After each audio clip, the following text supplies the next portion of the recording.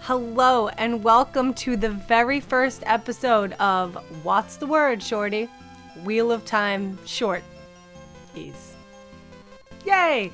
I'm your host, Aes Sedai, and Bill's not here because these are spoiler-ish for the books. So, as much as I love doing videos for the new audiences coming in watching the show, I've got to say, these videos are just for book readers because they're going to blow open many plot things that you just don't want spoiled. So if you've started to watch this and you're not done with the series, just hang on for different content. I promise. Okay. So I was in the middle of Lord of Chaos recently. So I had mentioned in another video that I read these books sequentially since 1995, and I never did a reread. And I'm doing my first reread now in preparation for the show. So I got all the way to Lord of Chaos, and I come to the chapter that everybody talks about, Dumai's Wells, and I go, wow, Ashamen are so not Aes Sedai, right? They are weapons. They are dangerous. And it occurred to me that Aes Sedai are really defanged by the Three Oaths. And then I started to think more about the disproportionate amount of Black Aja that exists. So, as we know, thanks to Varen's reports, 21% of Aes Sedai are Black Aja, which is outrageous, right? Like 1 in every 5 or so Aes Sedai you're going to run into is a dark friend. Like, that's outrageous. And it got me thinking, why are there so many Black Aja Aes Sedai? Now, obviously, people in power make good dark friends, right? They have really extensive networks. They can make really important decisions. So, okay, that's why there are so many Aes Sedai. You could tick that box. You could also tick the box that these are people who naturally crave power if they want to go to the White Tower, right? Maybe these are people who want to learn how to channel and not, have the wilder thing going on, and that they crave power. And once they're there, they see all the machinations and they're like, well, I want to rise among the ranks on my own terms. So they go to Black Aja. That's another easy way to check it off. But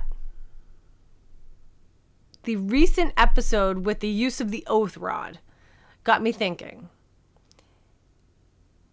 Aes Sedai are defanged by the Three Oaths, and therefore that amount of suppressing of human nature makes them go to the dark. So, you see the Ashamen, right? And unfortunately, they are going mad, but they are sort of unbridled in a way. They are pure power, pure danger, pure death, really. Like in that scene, I forgot how gory it was. I was like, oh, man, oh man. And the Aes Sedai, they can't lie. They can only fight in their own defense or the defense of their warder. They can't even make a weapon. These women are declawed. And because of that, I think they seek A, release from the Three Oaths, and B, a way to get that power back, right? So I can't lie to save my life. I'm the worst. I would make a great Aes Sedai because it would be effortless for me to not lie. I have no poker face. I'm terrible at it. But I can lie. And also, we ignore how many little white lies we may tell just for common courtesy. Sure, I'd love an Aes Sedai in the dressing room with me, to be honest, and be like, does this, dress make my butt look big? And she can't lie. That's great.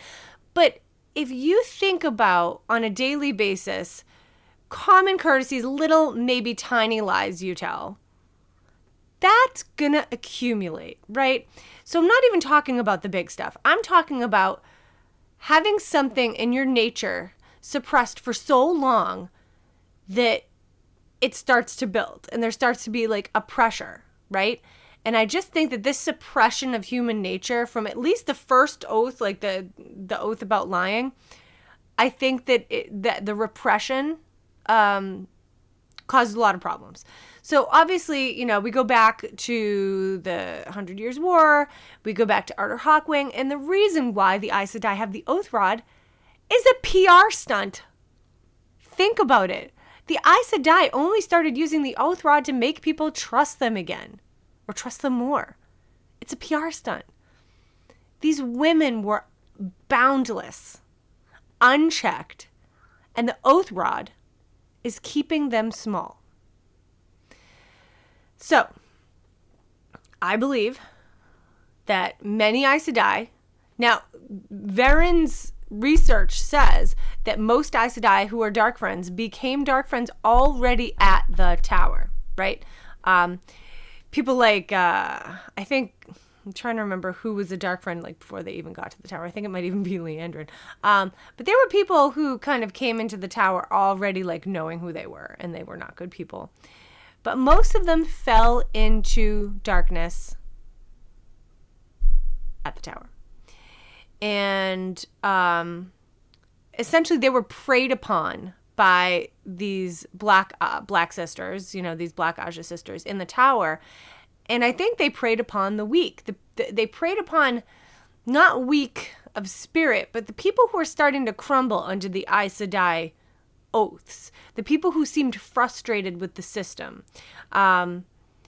It doesn't help that there was a mistress of novice grooming them.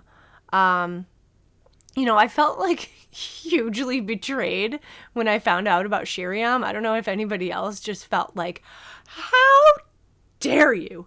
Very upset. She was the one in charge of the youngest and the most vulnerable of them all. And she got to know them all so well, and she administered punishments to them, and she worked her power structure with them such that she knew which ones could crack. Who knows better who could crack other than the Mistress of Novices?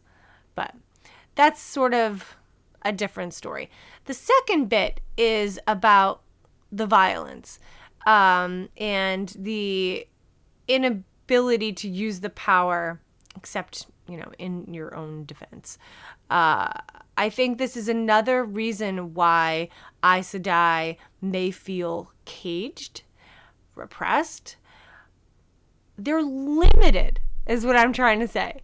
And the three oaths give them such limitations that I believe that is what caused this bubbling up and desire to break out of the Aes Sedai mold and follow some different oaths. Now, the Black Aja oaths are dumb. As we all know, they're dumb. So one was just that, like, I shall prepare for the coming of the Great Lord. Like, are you going to bake cookies? I don't really know. Like, how does one prepare? Like, always keep your room tidy. Always have a little bit of poison tea in the cupboard in case you need to kill someone. How do you prepare? You know, some of them like knitting. Maybe they knit little, like, welcome home, shaitan. I don't know. Another one of the oaths is to always obey those who are higher above you in the hierarchy, which is why we see a lot of Black sisters moving allegiance between people, because I mean, I guess they're above me, so sure, I'll do it. Especially you see this once Moghedien comes around with the Black sisters who are with Leandrin. And the third oath, and this is the one that does the Black Aja in, is that I will keep these secrets until the hour of my death. As an English teacher, I find wording important, and I feel like whoever came up with that oath did not consult their English teacher until the hour of my death. So, I can't even talk about it without getting upset. The wonderful Varen uses that loophole to the good of all.